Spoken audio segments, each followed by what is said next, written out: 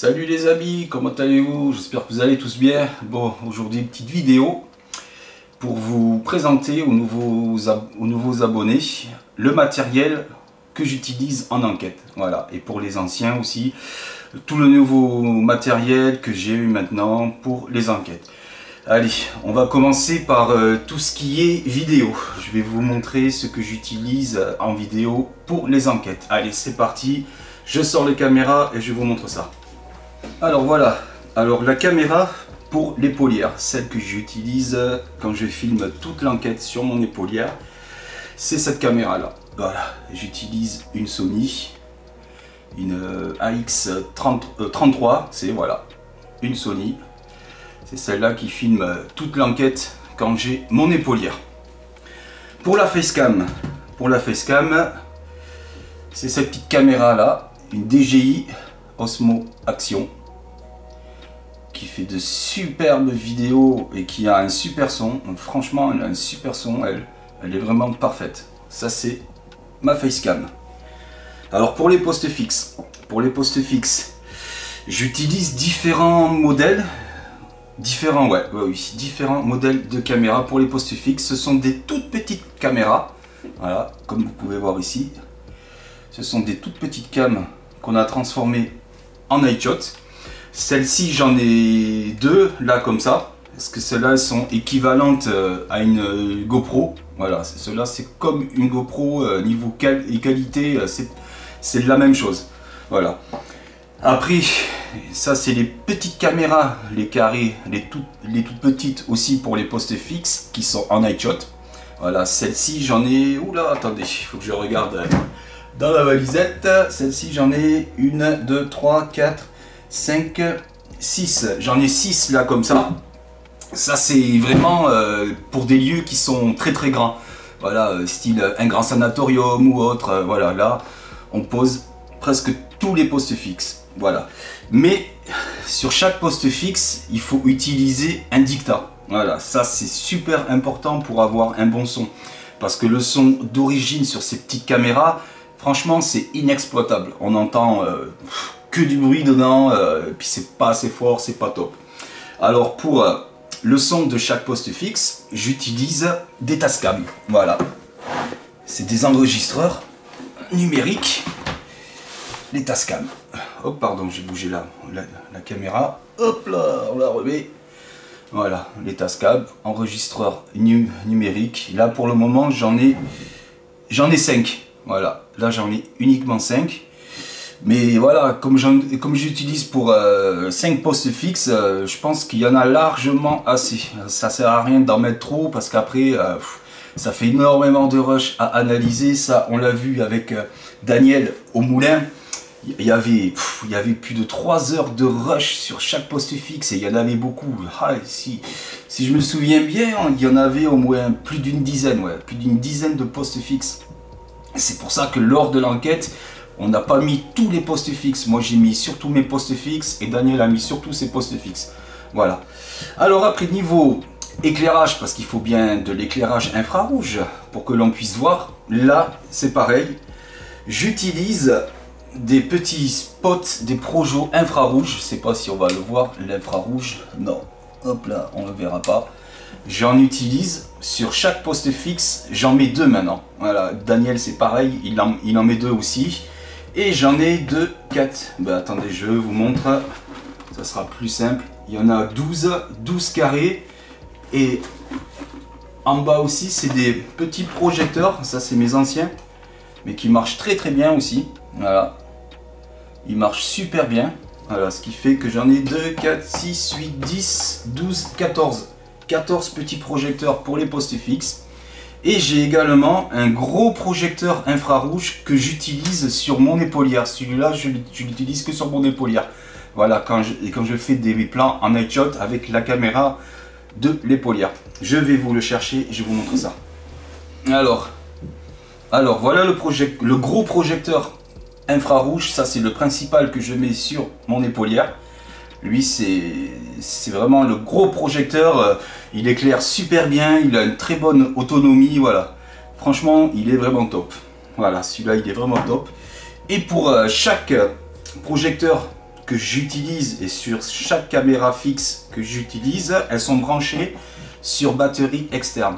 Chaque appareil est branché sur batterie externe, comme ça il n'y a pas de déchargement de matos ou que le projecteur marche mal, comme ça c'est toujours la même intensité, tout ça, voilà. Mais de toute façon, quand une batterie externe, elle est vide, ce qui est vraiment rare parce que elles ont une bonne autonomie, elles sont quand même puissantes, voilà, c'est assez rare. Il n'y a qu'au sanatorium Michel Péry qu'à chaque fois nos batteries elles se déchargent, que ce soit en été, en hiver, ça se décharge à chaque fois. Toujours au sanatorium Michel Péry. D'ailleurs, la dernière fois que on a fait une enquête avec Fanny, ça s'est déchargé aussi, il y a eu... Voilà.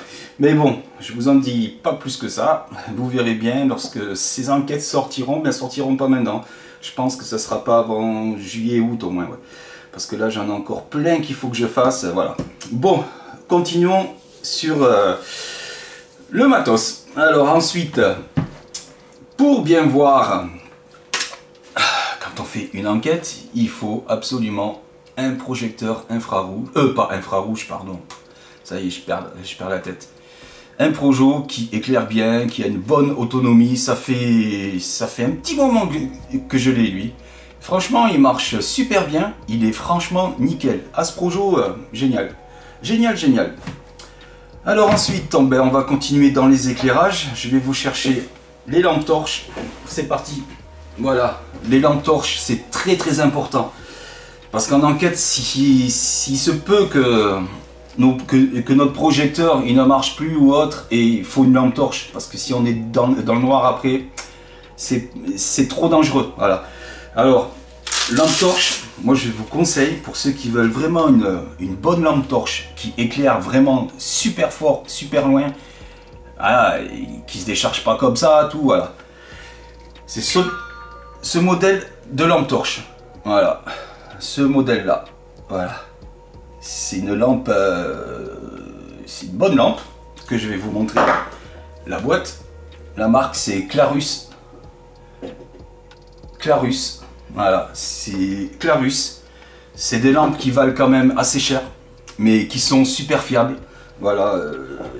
Elles se rechargent avec un cordon USB. Elles ont plusieurs modes, voilà, pour la défense aussi, parce que ça éclaire vraiment très très fort, ça fait très mal aux yeux. Voilà, ça c'est la dernière que j'ai achetée il n'y a pas très longtemps. Et parce qu'après vous avez l'autre modèle de la même marque qui est un peu plus petite. Mais bon, niveau éclairage, c'est équivalent, Franchement, c'est de la super lampe torche, Clarus, attention, c'est vraiment du bon matos, voilà. De toute façon, il faut, en éclairage, c'est très très important quand on va en enquête, il vaut mieux avoir du matériel fiable que du matos qui déconne, qui marche mal, voilà, parce qu'après ça peut porter à confusion, après, voilà. Là, avec le matos, on sait qu'il est fiable, qu'il n'y a pas de souci pour ça. Voilà. Bon, après je vais vous montrer niveau photographie, ce que j'utilise comme appareil photo. Je vais vous chercher ça. Voilà, il y a aussi un autre dictat que j'utilise, c'est un zoom. Un zoom H4N Pro. Voilà. C'est un super dictat. Avant je l'utilisais avec l'épaulière pour prendre la bande son, mais j'ai remarqué que ce dictat là, il filtre trop le son, ce qui fait qu'il y a des PVE que je capte sur le micro de la caméra qui ne sont pas sur le dictat, sur le zoom, parce qu'il filtre trop. Voilà, mais de toute façon, avec Daniel et Nonos, on pense que c'est une question de fréquence, voilà, qu'ils arrivent à dire des PVE sur une certaine fréquence. Et j'ai remarqué, ouais, que dans la caméra, la Sony, il y a beaucoup plus de PVE, on entend beaucoup plus de choses que sur le zoom. Par contre, les Tascam, ils marchent bien. Voilà, il se peut que si je mettrais un Tascam et un zoom sur le même poste fixe, on entendrait les PVE sur le Tascam, mais pas sur le zoom. Voilà, c'est quand même... il y a des trucs, c'est quand même étrange. C'est quand même étrange. Mais à force de faire des enquêtes et des analyses, on s'en aperçoit de ça. Voilà, donc lui, je l'utilise, voilà, pour des postes fixes quand vraiment j'ai plus de dictats ou autre, voilà. Voilà. Alors, on en était avec le son. Ensuite, niveau détection électromagnétique. Voilà, vous connaissez tous le pod. Voilà, le vrai pod qui se met en marche ici. Voilà, le pod qui marche très bien. Ah, il faut, hop là, qui marche bien. Le pod, en fait, il fait un champ électromagnétique autour de l'appareil. Et si quelque chose perturbe son champ électromagnétique, il se met à sonner. Voilà. Alors, ce pod, il n'y a aucun appareil qui le fait déclencher du matos que j'ai. Les talkie-walkie ne le font pas déclencher. On a testé, on a essayé tout, ils ne le font pas déclencher. Comparé à l'autre pod que j'avais avant, le pod noir, lui, il se déclenchait au talkie-walkie. Voilà, donc il faut être prudent. Pour ceux qui utilisent d'autres matos, voilà, qui sont fabriqués ou autres, voilà, il faut être très prudent avec ça. Voilà, ça c'est le REM pod. Ensuite, il y a le pod nounours que je vais vous attraper maintenant. Voilà, le petit pod nounours qui ne s'est jamais déclenché en enquête depuis que je l'ai. Celui-là, là, voilà, celui-là c'est pareil. Il faut vraiment, voilà, regardez, je le porte, il se met pas en marche, hein. Et quand je m'approche là, hop, voilà, appareil fiable parce qu'il s'est jamais déclenché pour rien du tout, le nounours pod. Ça peut être intéressant s'il y a des enfants, voilà, ça peut être intéressant, mais je l'ai jamais vu se déclencher en enquête sur un poste fixe ou autre. Celui-là, jamais. Ensuite, en détecteur EMF. Alors, détecteur EMF, j'ai le Melmètre, voilà, le Melmètre. Le Melmètre, c'est un appareil qui a été inventé par un Américain qui s'appelle Gary Galka. Il a créé cet appareil-là pour entrer en communication avec sa fille qui a eu un accident et qui est décédée. Voilà. Et parce que comme vous pouvez le voir, c'est marqué modèle Mel. Mel, c'était les premières lettres du prénom à sa fille. Et si je me souviens bien, 8704, c'est sa date de naissance. Voilà, il a fait cet appareil justement pour essayer de rentrer en communication avec elle. Mais il n'a pas fabriqué que cet appareil-là. Il en fabrique plein. Voilà. Le Melmètre, qui pour moi, en enquête, il s'est jamais déclenché. Jamais. Ah, celui-là, et puis là, je suis à l'intérieur. Voilà, il est à 0,0. Voilà, alors que j'ai du Wi-Fi, tout ici. Voilà, voilà, il y a le luminaire qui est juste en haut. Ouais, déclenche pas. Mais par contre, quand on bouge, hop, attendez, il se déclenche pas. Ah non. Alors celle-là, ah j'ai pas vu. Attendez. Oh non. Ah si, ça y est. Quand on bouge, hop là, ça déclenche, mais il faut le bouger fort, voilà. Ça, c'est le vrai Melmètre, voilà. Le Melmètre. Alors ensuite, détection EMF, il y a le K2, que vous connaissez tous. Je sais pas où est-ce que je l'ai mis, le K2. Il doit pas être bien loin, mais bon, voilà, ça, vous connaissez tous, le K2. Ensuite, j'ai aussi un thermomètre que je n'utilise jamais en enquête. Je l'utilise jamais parce que il y a tellement de matos que voilà, on oublie souvent d'en utiliser. Voilà, le thermomètre. Le nouveau matériel que j'ai aussi, c'est une pompe EMF qui dégage de l'énergie. Voilà, les entités peuvent utiliser ça si elles ont besoin d'énergie. Au lieu de prendre celle de nos batteries, on allume ça. Voilà. Ça tremble parce que je pense que c'est un truc qui tourne puis qui fait cette énergie là. Voilà. La pompe EMF, ça peut être très intéressant ça en enquête, mais malheureusement ça fait beaucoup de bruit, donc faut que je trouve une astuce pour que ça atténue le bruit. Voilà. Ensuite, la Spirit Box, la PSB11, voilà, que vous connaissez tous. Celle-ci, elle est vachement plus fiable que la PSB7.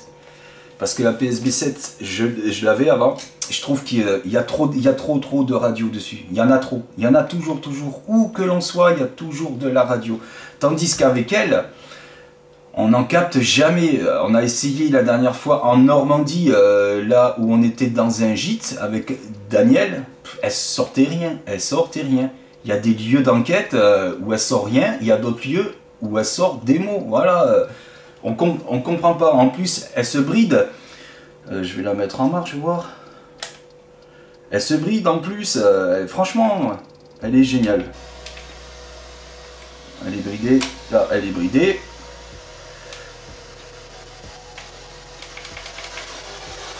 Là c'est bridé. Quand c'est le bouton rouge, hop là. Là c'est bridé.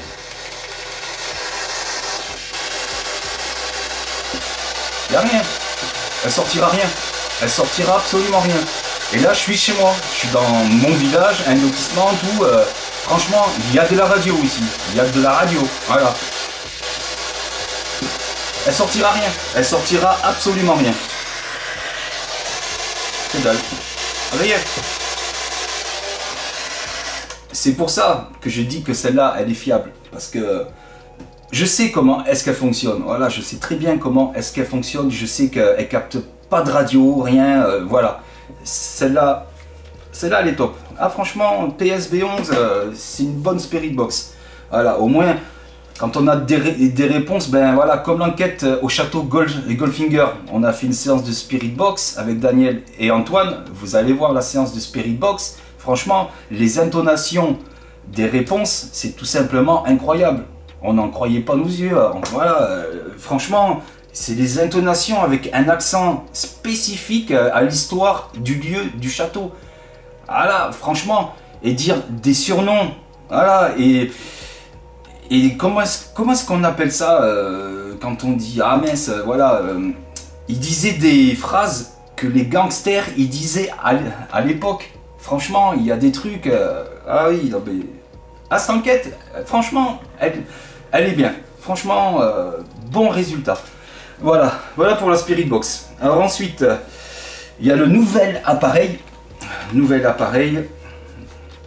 le Spirit Voice. Alors ça, c'est pas la même chose.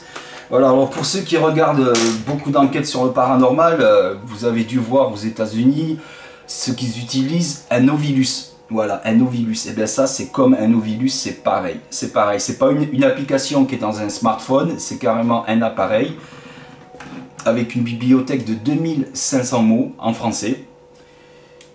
Et principe de fonctionnement, voilà, hop. Il y a plusieurs modes. Il y a le mode Ouija, c'est lettre par lettre, ou archive, c'est tous les mots qui sont préenregistrés dedans. Archive. Mais celui-ci, il faut l'utiliser avec aucun appareil à proximité. Voilà, il faut vraiment l'utiliser dans un endroit où il n'y a pas d'électricité, où il n'y a rien, parce que c'est magnétique. Voilà, c'est magnétique et ça va réagir au moindre pic électromagnétique. Et ben, ça va se dire un mot, voilà. Mais ça ne sortira pas de mots s'il n'y a pas d'énergie qui va être dans l'appareil. Voilà. Voilà comment est-ce qu'il fonctionne le Spirit Voice. Après voilà, c'est un appareil que ça fait pas très longtemps que je l'ai. Voilà, il faut un certain temps voilà, pour bien le comprendre, pour savoir quand c'est fiable. Ben voilà, comme au monastère qu'on a fait avec Fanny, il nous a sorti 3 mots qui sont en rapport avec le monastère. Voilà, c'est pas du hasard, parce que sur 2500 mots, sortir ces 3 mots-là dans un lieu qui a été religieux, c'est pas une coïncidence, c'est pas une coïncidence. Voilà, mais ça, vous le verrez lors de la sortie des enquêtes. Voilà. Alors après, le Spirit Voice, les caméras, la lampe torche, l'appareil photo que je vous ai dit tout à l'heure, j'ai complètement oublié l'appareil. Voilà. L'appareil photo, vous prendre des belles photos en plein jour ou en pleine nuit aussi, voilà. J'utilise un Sony, voilà. C'est un bon appareil. Voilà, là c'est une flash. Voilà. Tac. Voilà, l'appareil, il a un super zoom. Enfin voilà, je peux faire des photos voilà, de très loin. Franchement, très bon appareil. Voilà. Pardon. Très bon appareil. Mais bon, là, je suis sur le projet de faire un appareil photo qui prendra des photos en night shot. Voilà. Là, je suis en train de voir ça, comment est-ce que je peux faire. Mais j'ai ma petite idée. Et je vais m'en occuper. Voilà. Bon, allez, je vais me chercher un petit café. Je reviens. Bon, ça y est, me revoilà, les amis. Je me suis fait un petit café à la vôtre. Voilà, niveau matériel. Maintenant, je vais vous montrer le reste du matériel que j'utilise en enquête. Alors, un appareil qui m'a surpris, qui m'a beaucoup surpris avec Fanny en enquête. Voilà, c'est la PMB. Hop là, PMB. Principe de fonctionnement de cet appareil, en fait, c'est une boîte à musique qui est en forme de cercueil. Voilà, pour attirer l'œil, ça fait style steampunk, un peu. Et comment ça marche? Alors, il y a un détecteur ici, voilà, qui fonctionne comme un radar. Comme un radar qu'il y a pour l'aviation, tout ça. C'est le même principe de fonctionnement, voilà. Et je peux vous dire que c'est fiable. Ah, mais ça, c'est fiable. Voilà, il marche avec 2 piles carrées en 9 volts. Voilà, parce que comme c'est du matériel, c'est du bon truc, voilà. C'est fait tout artisanalement, c'est fait à la main. De toute façon, on le voit à la qualité, tout ça. Franchement, super appareil, en fait. On le met en marche. Il va se calibrer. Il faudrait pas que je bouge. Il se calibre. Voilà. Une fois qu'il est calibré, s'il y a le moindre truc qui passe entre l'appareil et le mur, il se met en marche. Voilà. Comme un radar, c'est pareil. On peut souffler dessus, ça fera rien. Il faut vraiment être devant. Voilà.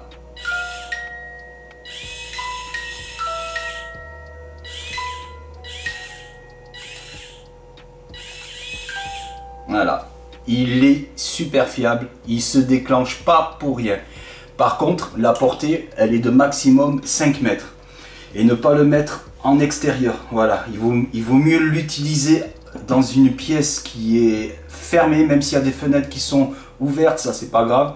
Mais il faut absolument le mettre en intérieur et que l'appareil soit dirigé contre un mur. Voilà, contre un mur ou contre une porte, voilà. Il ne faut pas que ce soit une grande pièce qui fasse plus de 5 mètres. Voilà, ça c'est ce qu'ils disent. Pour l'utilisation, voilà, pas plus de 5 mètres. Voilà, le PMB. Enfin, ou la PMB, voilà. Boîte à musique, voilà. Franchement, cet appareil, il a fonctionné lors des 2 dernières enquêtes avec Fanny, encore. Franchement, on a eu un super contact et on a été, waouh, impressionné. Parce que ça a répondu à nos questions grâce au PMB.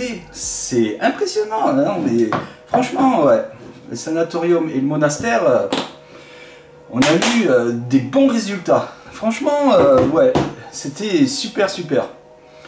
Mais voilà, comme je vous ai dit, elle va pas sortir de suite, voilà, parce que comme j'en ai plein d'autres là qu'il faut que je fasse, ben là j'ai fait la commanderie des Templiers, elle est prête, elle sera là pour la zone membre, pour demain, voilà.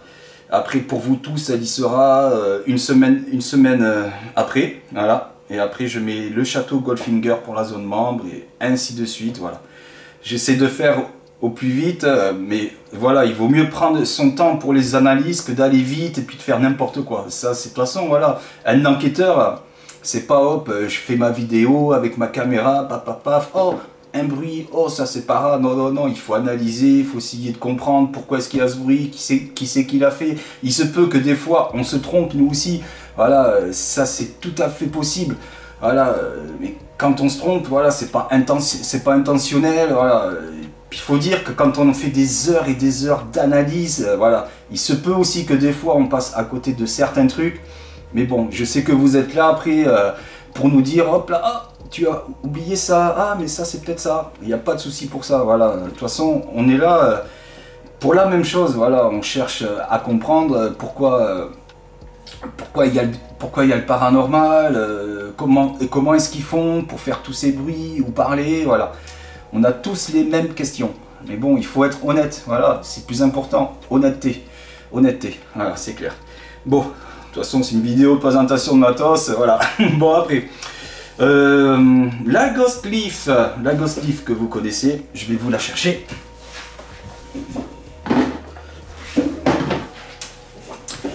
La Ghost Leaf, voilà, je l'utilise pas souvent en enquête, mais je devrais, voilà, voilà, c'est la Ghost Leaf. Alors celui qui l'a fait, c'est Project Activity, c'est un enquêteur qui s'appelle Oz, voilà, il les fabrique, je l'avais acheté sur le site Spirit Shop, il me semble, voilà. Ah non, c'est Daniel qui me l'avait offert celle-là. Pardon Daniel, merci. Voilà. Le principe, on met un papier. Ah, d'accord, génial. On met un papier sur le bout du petit clou. Et si le papier bouge, voilà. Mais moi j'ai trouvé une astuce pour pas que le papier bouge à cause des courants d'air. Parce que oui, vous allez me dire oui, mais s'il y a un souffle d'air ou autre. Vous avez raison. Alors j'ai trouvé le truc étanche à l'air. Voilà. Donc, ah mince, voilà. Il est sous cloche et donc le papier ne bouge pas parce que c'est étanche à l'air. Et d'ailleurs, vous l'entendez quand je le mets dedans. Écoutez l'air. Hop, il n'y a plus d'air. C'est parfait. Et franchement, c'est parfait. Mais j'ai jamais vu le papier qui a bougé. Voilà. Il n'a jamais changé de place. Voilà pour la Ghost Leaf. Alors ensuite, j'ai aussi des baguettes. Des baguettes, c'est vrai, vous allez me dire, ouais, mais pourquoi tu les utilises pas? C'est que je n'y pense pas. Je n'y pense pas. Voilà, c'est des baguettes personnalisées qui sont faites par une boutique. La boutique, eh ben, je vous avais mis le lien, il me semble. La boutique, c'est baguettesensitive.com. Voilà, de toute façon, je vous mettrai le lien et je vous montre. Voilà, c'est pas des baguettes faites comme les autres. Voilà. Là, dessous, il y a mon logo.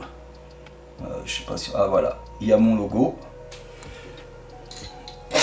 Voilà, il n'y a pas besoin que tout le manche soit en laiton ou cuivre. Voilà, il m'a bien expliqué. Le monsieur qui fait ces baguettes là, voilà, c'est pas ça du tout. Puis après, ben voilà, il n'y a plus qu'à. Il n'y a plus qu'à. Franchement, ouais. Mais c'est vrai qu'il faudrait que je les utilise plus en enquête. Voilà. Il faudrait que je m'entraîne à bien les tenir, à ce que je bouge pas. Voilà. Parce que ça, le moindre geste, dès qu'on bouge, les baguettes tournent. Voilà. Même si on les tient là comme ça, s'il y a un tout petit millimètre d'un doigt de la main qui bouge, même si on voit pas que le doigt bouge, la baguette, elle va tourner. Ah, mais ça, c'est clair. C'est ça, c'est pour ça, voilà, il faut être très très prudent avec des baguettes de sourcils. Très très prudent. Voilà. Bon, ensuite, alors, après, il faut bien tenir toutes les caméras debout. Comment je fais? Eh bien, avec des petits trépieds. Voilà, je vous les montre. Ils sont pliables en plus. Hop, c'est vite fait à installer. On déplie.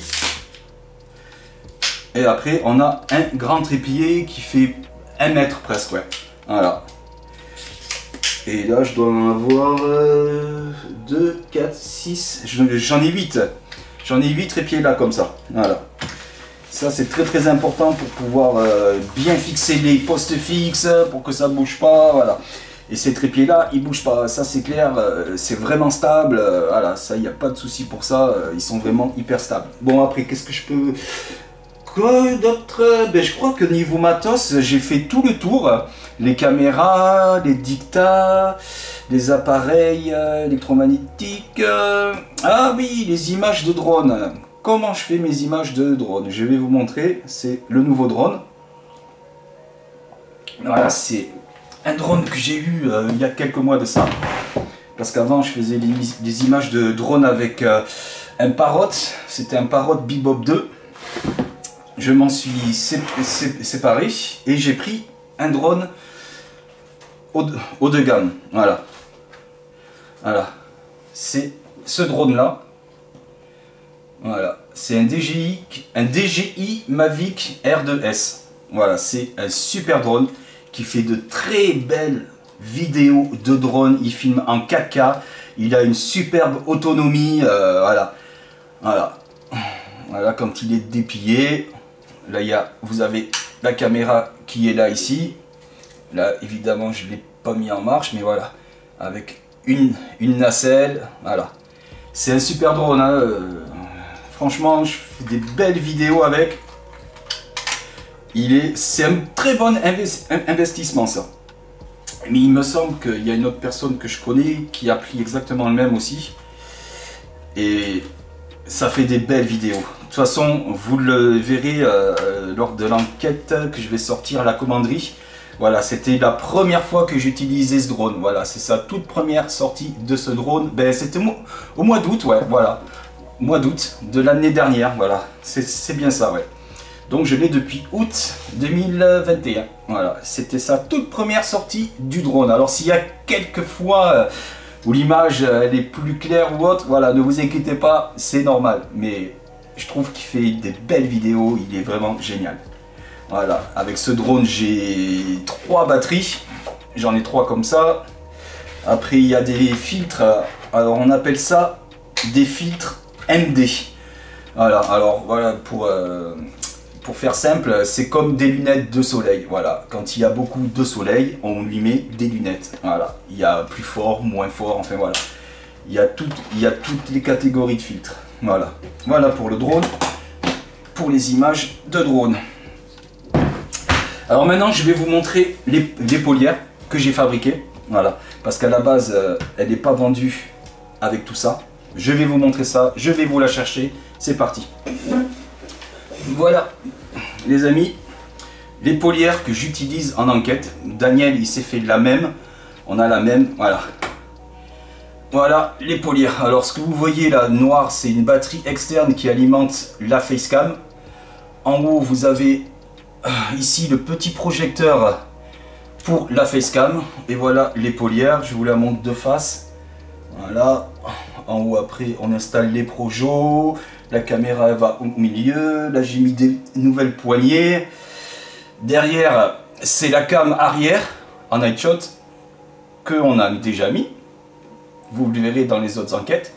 Voilà. Alors après, ce que j'ai rajouté, moi, j'ai fait beaucoup de modifications sur cette épaulière. Alors, ce que j'ai rajouté, moi, déjà, c'est ça, l'arrière. Parce que c'est vendu sans ça, il n'y a pas cette pièce là, c'est juste avec un coussin ici. Ça, alors, ça c'est le support ventral. Voilà, support ventral de l'épaulière.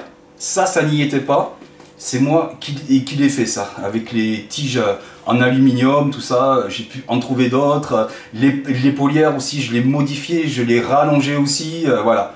Voilà, c'est en aluminium et donc ce qui veut dire que ça ne bouge pas, ça ne cassera pas. Non, si c'est de quoi je parle, on avait la même épaulière en plastique, ben comme tout le monde. Et le matos c'est tellement lourd que ça a cassé. Voilà, les épaulières en plastique lâchent, tandis qu'avec ça, ça ne peut pas casser. C'est en aluminium, c'est du solide, ça coûte un certain prix, c'est pas de la daube. Voilà, c'est pas le matos, voilà, où l'on visse, où le truc qui se casse. Non. C'est voilà, c'est du matos, on va dire, haut de gamme presque. Voilà, c'est du bon matos. Voilà, de toute façon, il faut. Parce que avec tout le matériel que l'on pose sur cette épaulière, il faut que ce soit fiable, que ça casse pas. Parce que franchement, si ça casse, que les caméras tombent, je crois que les enquêtes après, ça va être dur. Hein. Parce que là, niveau matos, ça a un certain prix. Voilà. Ça coûte très cher. Très cher. Très cher. C'est pour ça que je mets des publicités dans les vidéos. Voilà. Parce que ça aide beaucoup. Ça aide vraiment beaucoup. Mais bon, voilà. Après, c'est notre passion. Voilà. Après, c'est comme ça. Hein. C'est comme ça. Alors, l'épaulière c'est bon, je vous l'ai montré. Bon, l'épaulière c'est bon, je vous l'ai montré. Ben, je vais vous montrer maintenant les détecteurs de présence. Je vous les apporte.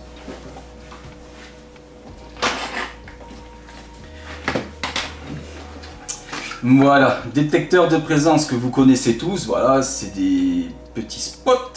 Voilà, des petites baguettes LED. Voilà, qui se déclenchent quand quelque chose passe devant. Mais faut être super prudent parce qu'il y a des détecteurs qui ressemblent à ça. Voilà, qui ressemblent mais exactement à ça, qui se déclenchent avec des lampes torches infrarouges. Voilà, ce qui veut dire que quelqu'un qui est malhonnête, il peut faire déclencher le détecteur sans que vous le voyez vous à la caméra. Il suffit de ne pas filmer en night shot, de filmer en vision normale, de prendre une lampe torche, de se cacher et paf, voilà. C'est ce qu'on a découvert, voilà. Que ce modèle là, c'est pas lui parce que voilà, c'est pas le même en fait. Il a la même forme, mais c'est pas la même marque, voilà, c'est pas la même marque. Il se déclenche à l'infrarouge et à la lumière d'une lampe torche également, voilà. C'est pour ça qu'il faut faire super attention. De toute façon, vous le verrez dans l'enquête au château Goldfinger, on le signalait à chaque fois que c'était nous qui le déclenchions, voilà, parce qu'il suffit qu'on bouge avec une lampe torche ou quoi, et hop, et l'appareil se mettait en marche, voilà, voilà, voilà. Mais bon, voilà, ça il faut bien les utiliser, puis comme je vous ai dit un petit peu avant, avec honnêteté. Voilà, ça sert à rien de faire croire voilà, qu'il y a une communication ou autre. Ça m'énerve. Ah purée, ça m'énerve à un point, c'est hallucinant. C'est hallucinant ça, de se moquer du paranormal et surtout de se moquer des gens qui regardent les vidéos. Je trouve que c'est ça, mais le pire, mais c'est ça le pire. C'est de se moquer des gens qui regardent. Franchement, c'est pas cool du tout ça, c'est pas cool.